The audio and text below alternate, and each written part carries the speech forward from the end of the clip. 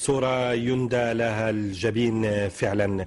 تحت شعار شباب من أجل الديمقراطية والمساواة والمواطنة تتواصل الجامعة الربيعية الثالثة التي تنظمها الجمعية الديمقراطية لنساء المغرب بمشاركة حوالي 120 شاب وشابة تتراوح أعمارهم بين 18 و30 سنة.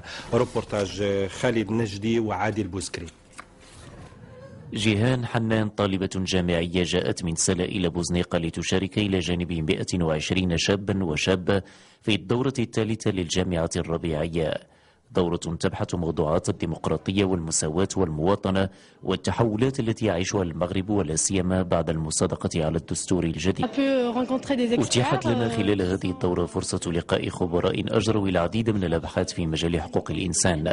فيوم أمس على سبيل المثال شاركت في إدارة ندوة حول التزامات المغرب الدولية في مجالات حقوق المرأة والطفل، واستقبلنا نوابا برلمانيين.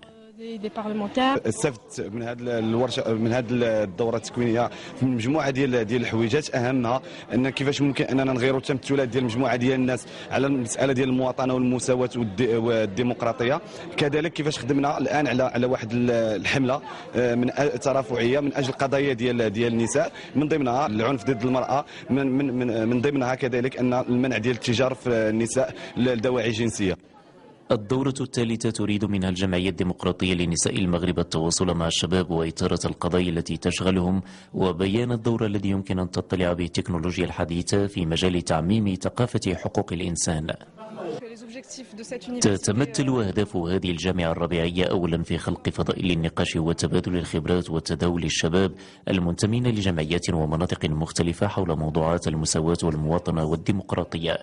ثانيا تكوينهم وتمكينهم من تملك الأدوات وتسخير التكنولوجيا في الدفاع والترافع عن قضية معينة.